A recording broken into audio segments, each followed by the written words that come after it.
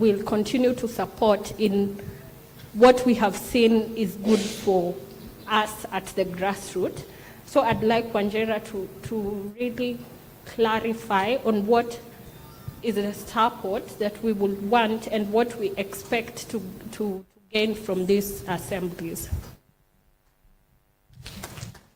Thank you. Sorry, Wanjera, I would ask you to maybe respond very quickly, and then I'll ask Asha. I'm so sorry, it's just because of time, but we need to wind up. Thank you. Thank you so much, Wangoi, for that question. People's assemblies are like community dialogues, and we want to do them sustainably. The only way we can do them sustainably is to just share a meal together so that we can foster that sense of community, even as we do civic and political education. That tunafanya discussion yetu, but then we can share a meal after the discussions. The supports that we would need to ensure that is you can donate in kind. Do you have a bag of rice? Do you have a bag of unga? Do you have a jerrycan, there are 20 liters? Do you have salt? Do you have sugar? Drop them at the Mathare Social Justice Center. Here we are able to do community dialogues across all the 6 wards because we just need to cook. And if you support us to be able to cook, then we are able to do our community dialogues. We don't need much. That is the support that we need. Food, and you can donate it in kind. You can buy yourself and bring them. It is not so much of a tussle. The other thing we might need is maybe a PA system, because honestly, we have to also cut in custom made. Like in Mathare, we do our advocacy through reggae music. So we listen to Bob Marley's song and we decipher what was the message Bob Marley was trying to pass through this message to the young people. What was Peter Tosh talking about through that song Vampire? What is a vampire system? So we're also using music as a political education strategy. Now that is in support for people's assemblies. As we were sitting here, I remembered the great Wangari Maathai. And one time, the dictator Moi was very disturbed that there's this woman who's giving him a lot of headache. And he was referring to her as Ule Mama. Sindio, I could watch some Ule Mama as well. Sindio, the meaning. And I remember Wangari Maathai stood up and said, you engage me with the anatomy above the neck and not below the waist. And that is how we moving forward as women of this country. You engage me with the anatomy above the neck. Come to me intellectually. Don't look at me as a woman. And that is a lesson we can take from Wangari Maathai. And because of time, I will stop at that. Like you, Gadani Wamshoma, I could talk and talk. Thank you very much. I'm giving the panelists 30 seconds. Other than Wanjera, you've given your parting shot, just to give a parting shot, and back over to Pinky. And I'm sorry. Thank you. I'm grateful to be invited and also to be given an opportunity to be a panelist. It is not an ordinary thing. And I'm also very grateful. I can see one of our Gen Zs from Nakuru. Just wave. We are so happy. Can we just clap? And I'm sure we are going somewhere. It is my concern because I heard Honorable Mother say that we should take this to our counties. So I think it is a noble cause. I think it is very important for us to organize ourselves at the county level so that we can have such meetings. Another concern was, I'm that woman who grabs the opportunity when it comes politically. We have this woman that was murdered. And I know they are the maombolezi inaendelea, kuna hiyo siku ya matanga.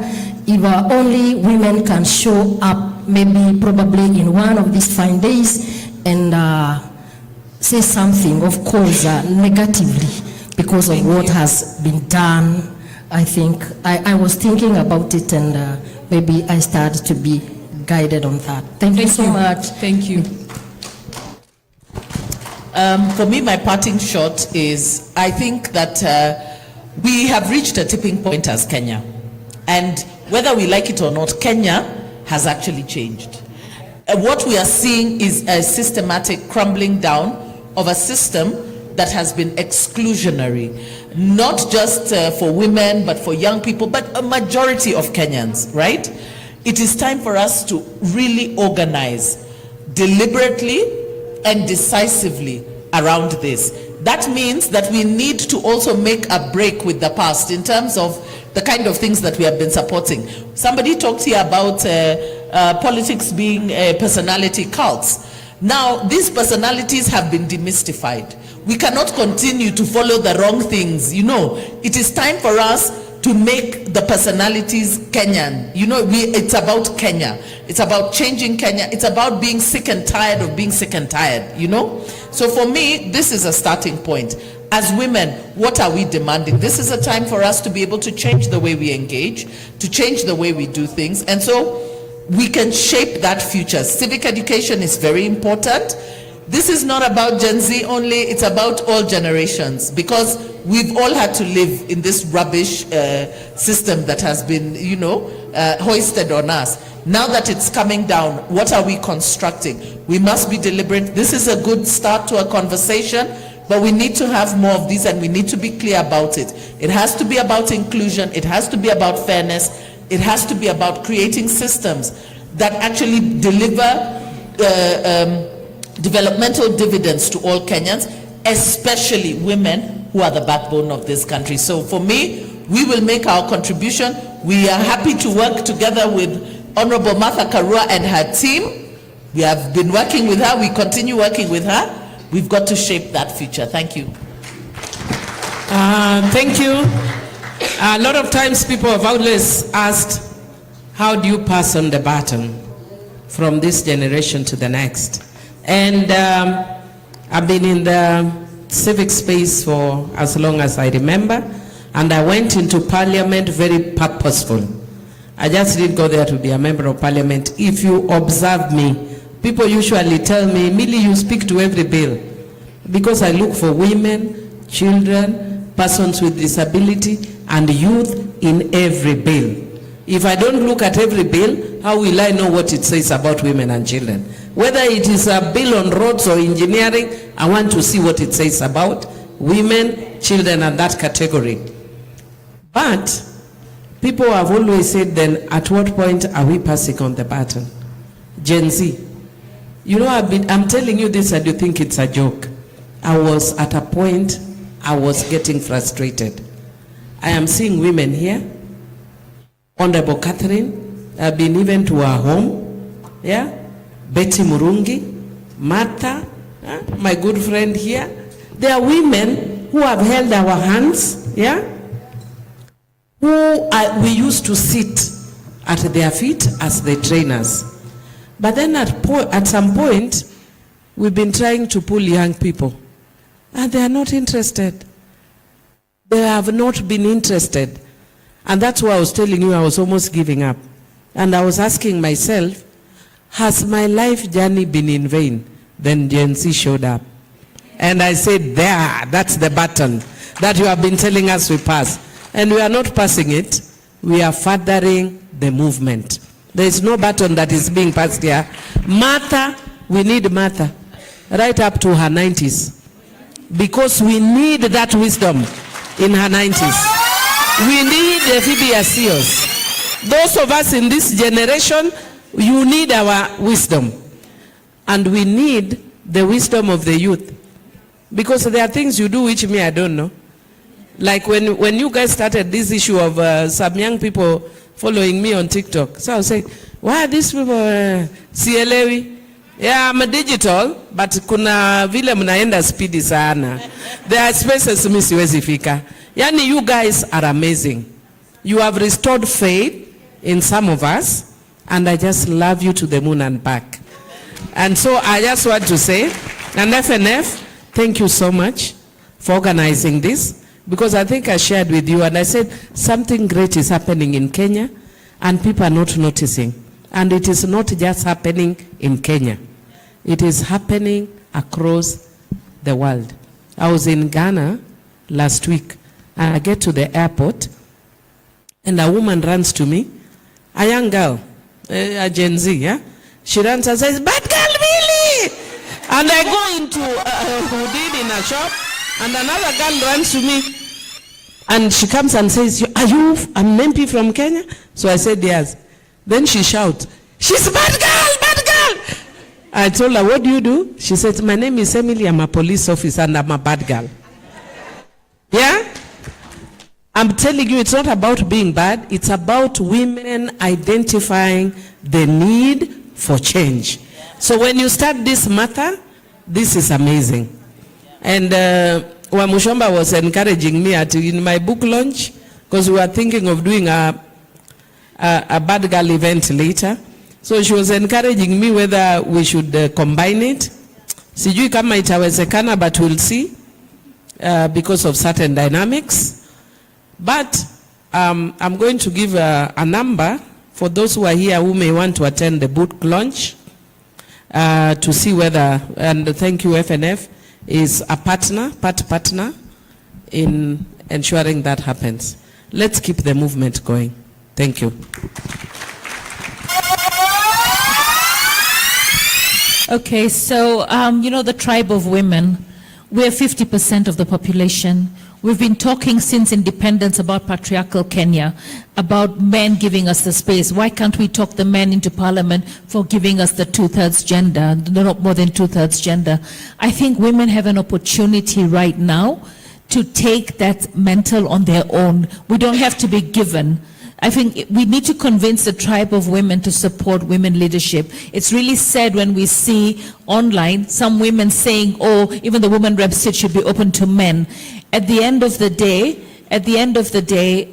we've had men in the presidency since independence. We've had the majority of parliamentarians or legislators being men.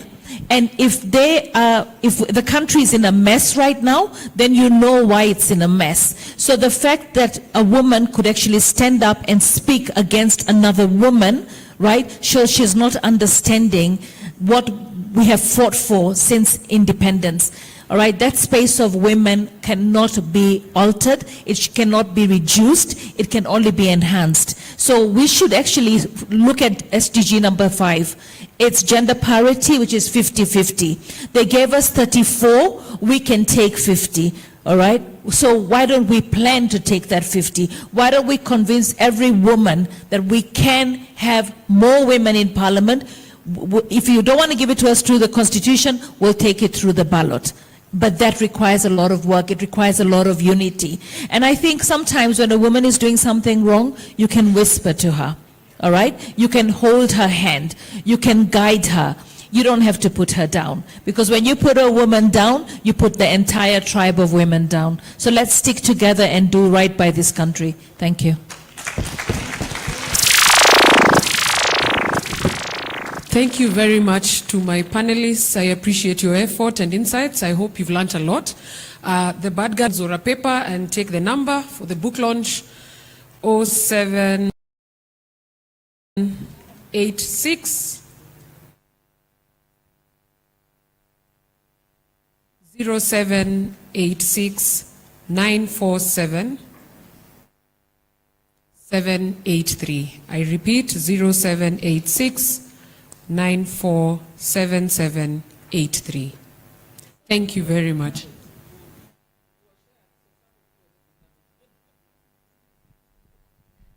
Round of applause to our panelists. Thank you so much, ladies. You can now take your seats. And a wonderful round of applause to Asha Bashir for handling a photo. Can we do a quick photo? Asha, thank you. I bullied you throughout this.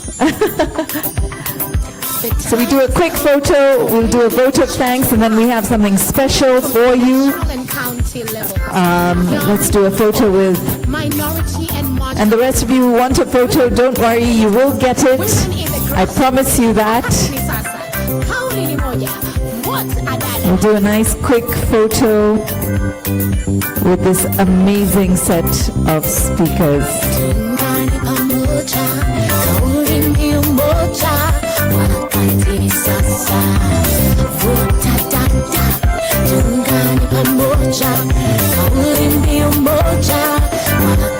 Yes, Anguka Challenge is coming up, so please hang in there.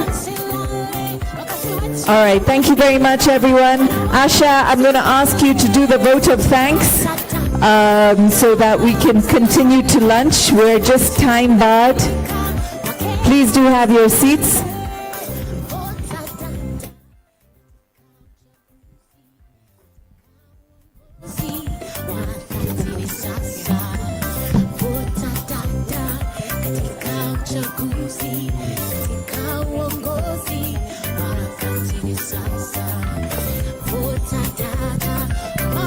So allow me